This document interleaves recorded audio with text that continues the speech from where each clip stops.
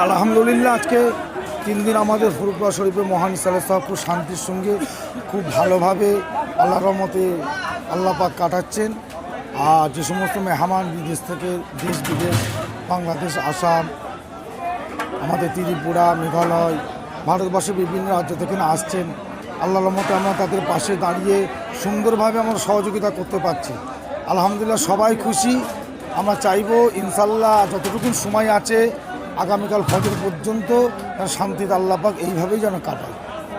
তা তো হিসাবে বলা যাবে না, লক্ষ লক্ষ মানুষ আসছে যাচ্ছে, সেটা আপনারা ভালো বলতে পারেন, আপনারা মিডিয়া চারিদিকে ঘুরছেন।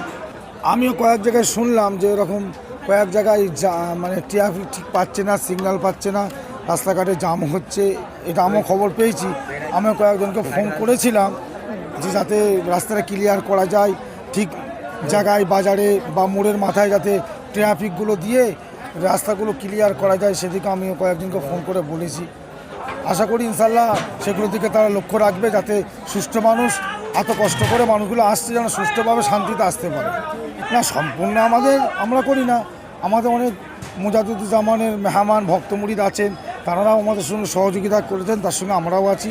এই নিয়ে সবাই মিলিতভাবে লক্ষ লক্ষ মানুষের খাওয়া দাওয়ার ব্যবস্থা, তাবরকের ব্যবস্থা আমরা করছি ইনশাল্লাহ।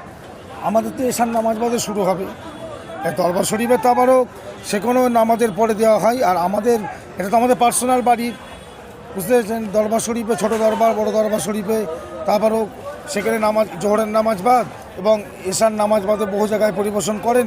এবং দাদা হুজুর কেবলা যত আওলাদ আছেন সমস্ত আওলাদ যে যার বাড়িতে তাদের আলাদা করে মেহমানদের খাওয়ান দাওয়ার ব্যবস্থা করে।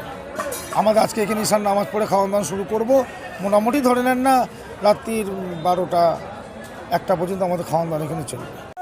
Right